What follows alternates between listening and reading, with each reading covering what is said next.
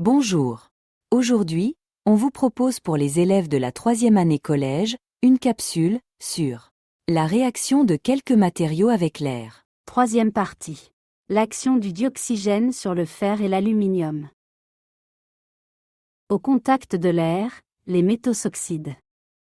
L'action de l'air sur l'aluminium est-elle la même que celle sur le fer? Comment s'écrivent les équations des réactions entre l'air et ces deux métaux? La corrosion du fer. La corrosion d'un matériau correspond à sa dégradation dans un milieu humide. Le fer réagit avec le dioxygène pour former de la rouille rougeâtre. Oxyde de fer, qui constitue une couche poreuse. Cette dernière laisse passer l'eau et l'air, qui peuvent continuer à réagir avec le fer, tant que celui-ci n'a pas été transformé complètement en rouille. Un objet en fer se corrode donc en profondeur, et peut même disparaître complètement. Le fer doit donc être protégé, avec une couche de peinture ou de vernis qui l'isole de l'eau et de l'air, afin d'empêcher la transformation chimique qui le transforme en rouille. Cherchez dans le texte la phrase qui explique que la corrosion du fer est une réaction chimique. Réponse. Le fer réagit avec le dioxygène pour former de la rouille rougeâtre. Identifiez les réactifs et les produits, puis écrivez le bilan de cette réaction. Réponse.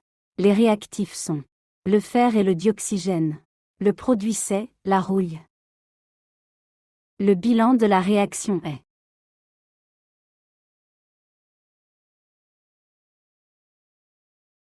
sachant que l'oxyde de fer formé a pour formule Fe2O3.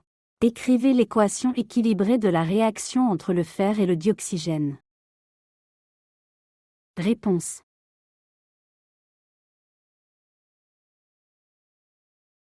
Comment peut-on protéger le fer contre la formation de la rouille? Réponse. Le fer peut être protégé d'une couche de peinture ou de vernis qui l'isole de l'eau et de l'air, afin d'empêcher la transformation chimique qui conduit à la formation de la rouille et la disparition du métal. L'oxydation de l'aluminium. À l'air humide, l'aluminium s'oxyde lentement, le dioxygène n'attaque que la surface du métal sur lequel se forme une couche d'oxyde, de couleur grisâtre, et de formule chimique Al2O3. Cette couche imperméable empêche la corrosion de se poursuivre. Il est difficile de la distinguer du métal qu'elle recouvre, et de se rendre compte de sa présence. Elle rend simplement le métal un peu plus terne, et elle n'est pas toxique pour l'homme. Écrivez le bilan de la réaction de l'aluminium avec le dioxygène. Réponse.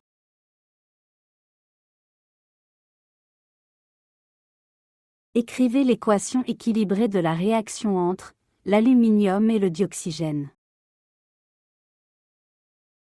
Réponse.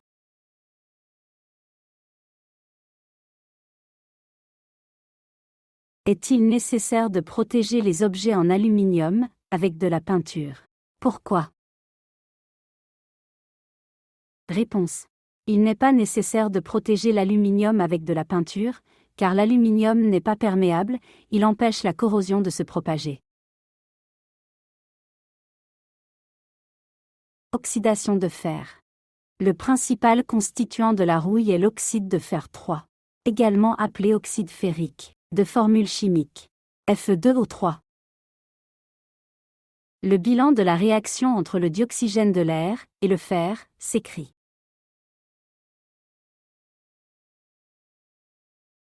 La formule de la rouille est favorisée par la présence de l'air humide.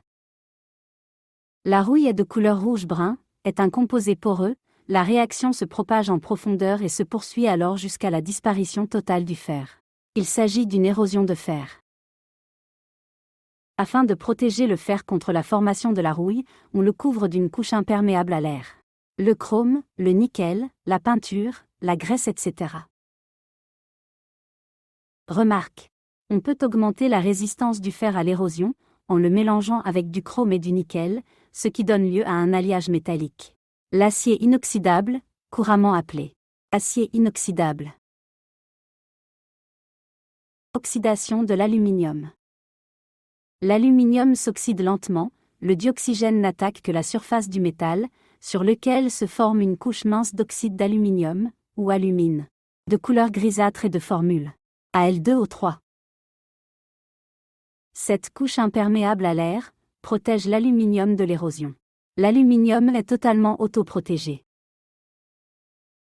La formation de l'oxyde d'aluminium est une réaction chimique entre l'aluminium et le dioxygène qui a pour équation. Merci.